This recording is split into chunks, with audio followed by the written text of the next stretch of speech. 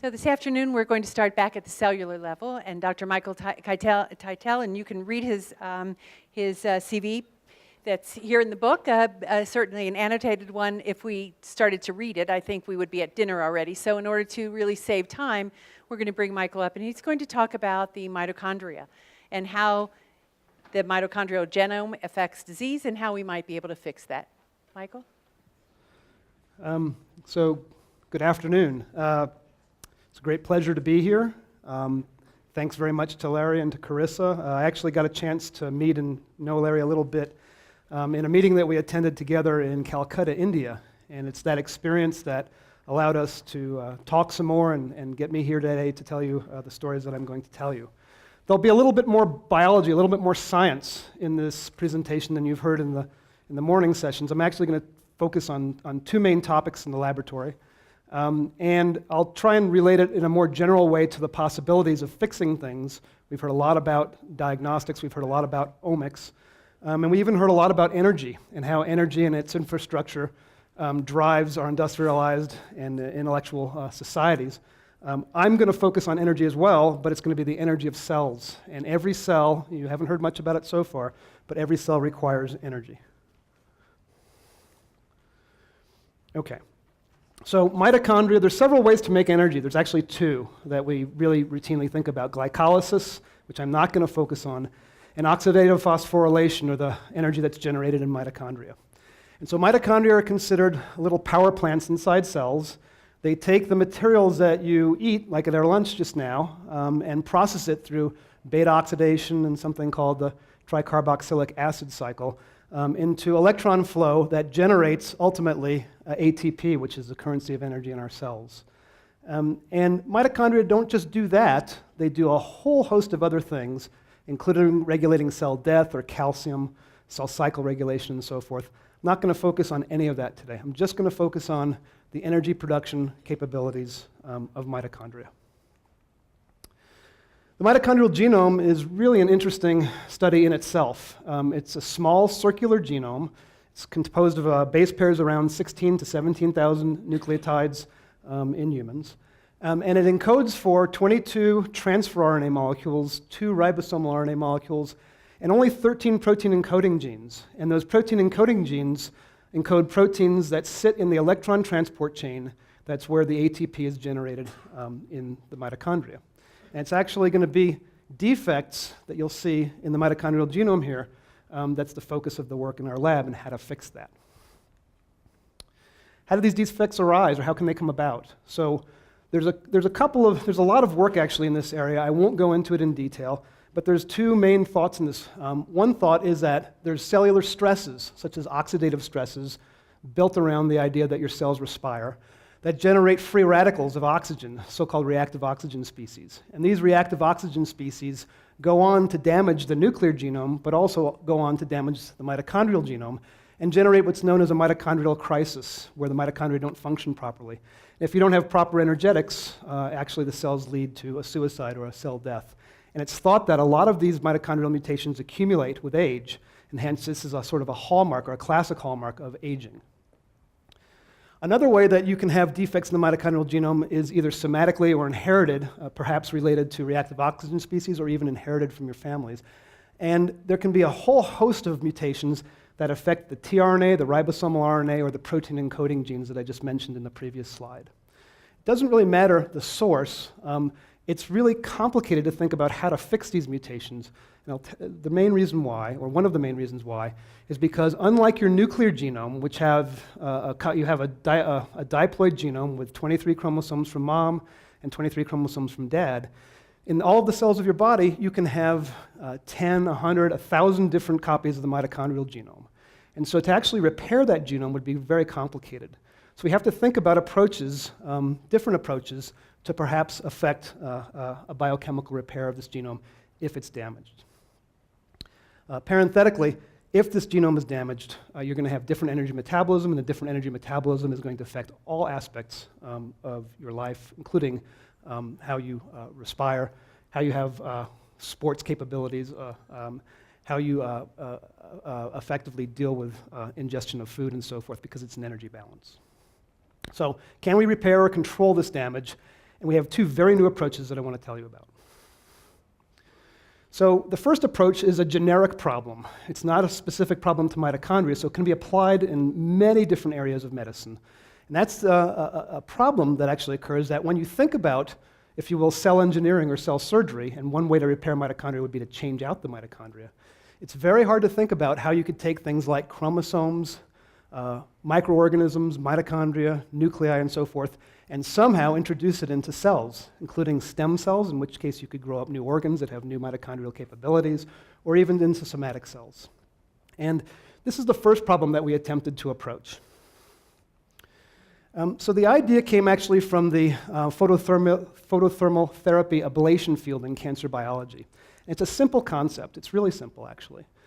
If you have a tumor cell that has a receptor on the surface, or protein on the surface, and you have an antibody to that receptor, if you add to that antibody or conjugate to that antibody a metal, like gold, or it can be platinum, it can be titanium, and then shine a laser on that coated surface of the cell, what will happen is that the laser will be transferring energy to the metal. The metal will cause the fluid in the area surrounding the tumor cell to rapidly expand and contract, generating what we call a cavitation bubble. And that cavitation bubble, depending upon how studded the cell surface is, will generate shear force, and that shear force, if there's enough of it on the surface of the cell, will rip the cell apart and kill the cell.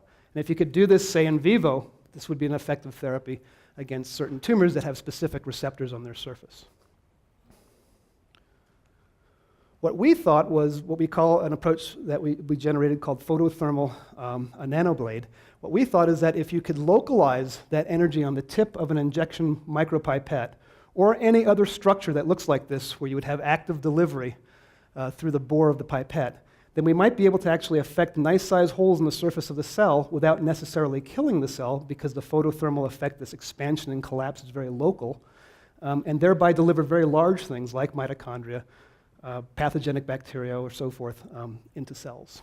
And so how this works, and it works well, is that we functionalize in this current iteration, but there's other iterations that you could think about.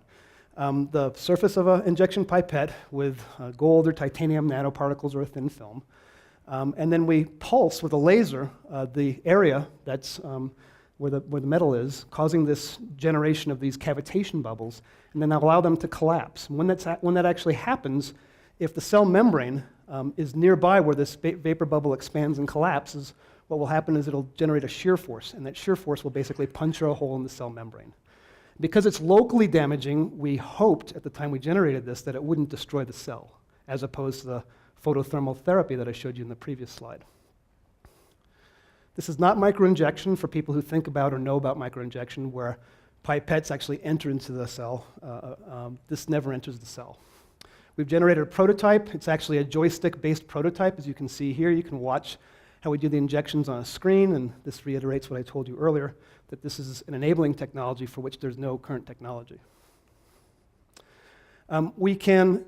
Most interestingly, we can optimize the device for any cell delivery to any cell type that we wish, simply by patterning the surface of the micropipette, and also by generating increasing amounts of laser power.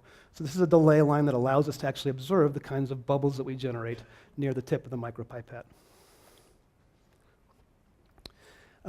As I'll show you in a few seconds exactly how this works, we can also tune the parameters so that we get maximal viability and maximal delivery of the thing that we're trying to deliver, mitochondria, whatever, into cells, simply by adjusting, again, the laser fluence and also the orientation of the titanium or the gold on the surface of the micropipette.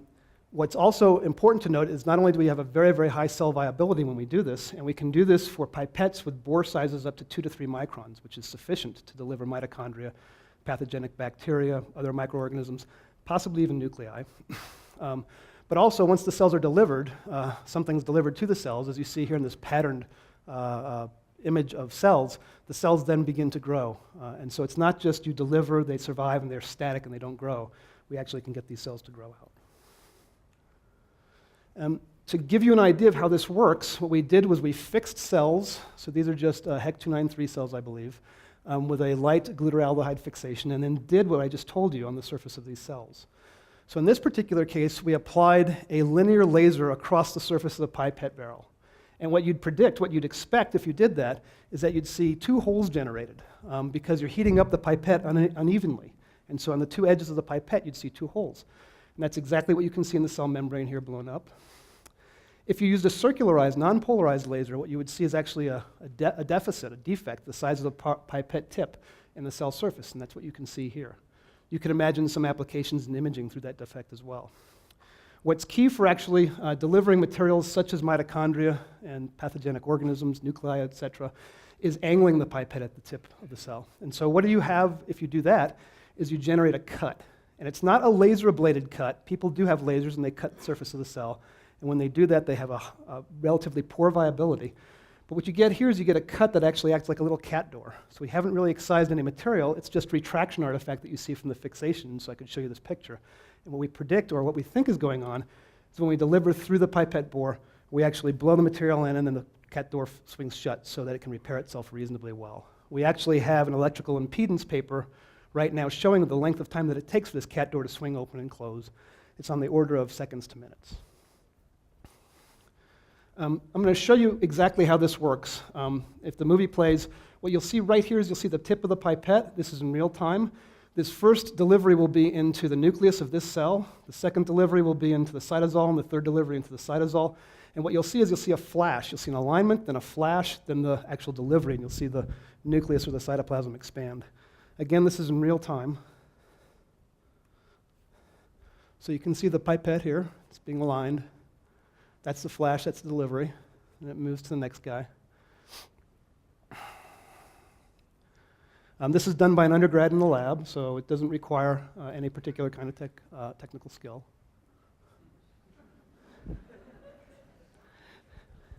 Maybe even a professor could do it. And so through that mechanism, we can deliver things to cells.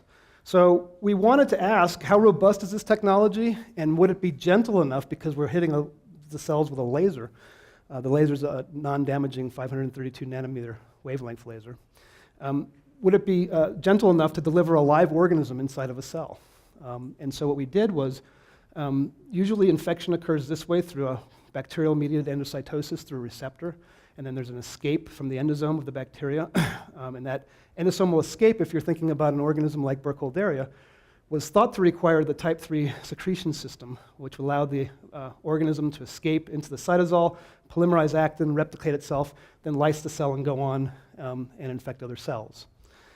With the photothermal nanoblade, we avoid all of that receptor-mediated endocytosis, and so we can make mutations in this entire process and then ask, number one, does the organism still infect the cell productively and lyse the cell, which was thought wouldn't be the case, actually. And number two, we could use this to pick apart the life cycle of the bacterium, in this particular case, and ask if drugs that were effective at certain stages in this life cycle are still effective. So it's a great screening tool for making mutants in pathogenic bacteria, intracellular pathogenic bacteria. And so we did it. We actually engineered the bacteria to be fluorescent red, as you can see here. We'd introduce them into the cytosol, and what you can see is we introduce about one bacteria to every 2 cells. And what you can see is that the bacteria are replicating, and that's shown here by a phalloidin stain, which shows it bundling actin inside the cytosol. It also shows a lot of these red dots inside this one cell, indicating that the cells, the pathogenic bacteria, are replicating. Our efficiency was about 50%, which is what we would have predicted based upon the viability curves I showed you earlier. And the viability is close to 100%. The other thing that was very surprising is that when we made these type 3 secretion mutants, they actually made plaques in cellular lawns, just like you'd expect if they were the wild type. And that debunked, or that completely overturned the theory that the type 3 secretion system was required for a productive infection. And so now there's an additional amount of work in collaboration with another lab to figure out what it is that makes these bacteria pathogenic, because it's not this system. Relevant to today's talk, these pathogenic bacteria are very similar in size to mitochondria. And so what we would like to do, and what we're in the process of doing, and it seems to be working quite well, is take mitochondria that may be repaired or have the right genomic content and add them to cells that have now mitochondria with the wrong genomic content, and allow those newly reparative mitochondria to outcompete the endogenous mitochondria that are in the defective cells.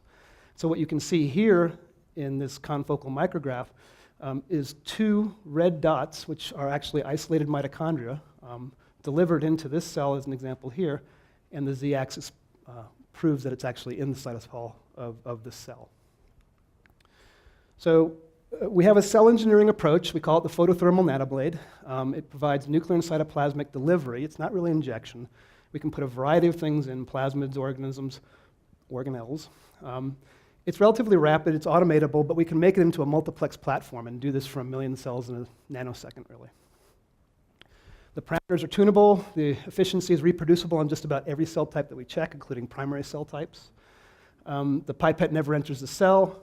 As I said, it's massively parallel as we need it.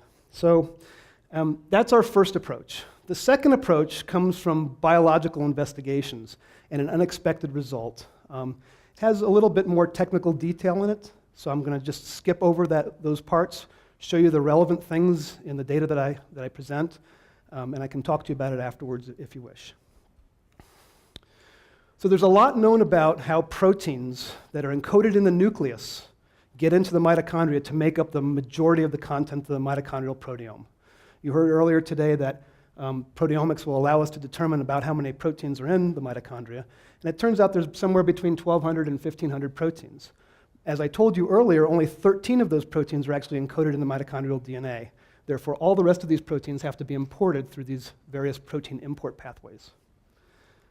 What's not really that well appreciated, except for by a few handfuls of people, is that there's other components that are also imported into the mitochondria, and those components mainly encode or are mainly RNAs. And these RNAs are involved in replicating, transcribing, and translating the mitochondrial genome. These RNAs can include the RNA component of MRP RNase, these are just names if you like, H1 RNA or the RNA component of RNase P enzyme, 5S ribosomal RNA, and now people have shown that microRNAs are actually entrapped within the mitochondrial matrix. These small RNAs act within enzymes or as enzymatic activity themselves, and they allow the processing of the transcribed mitochondrial genome. The mitochondrial genome is transcribed in 2 large transcripts that then gets processed. And these RNAs are required to be imported to actually affect that processing. So how we got launched on this second area of investigation was purely scientific serendipity. We study B-cell malignancies, B-cell lymphomas, and leukemias in our lab, and we asked a simple question.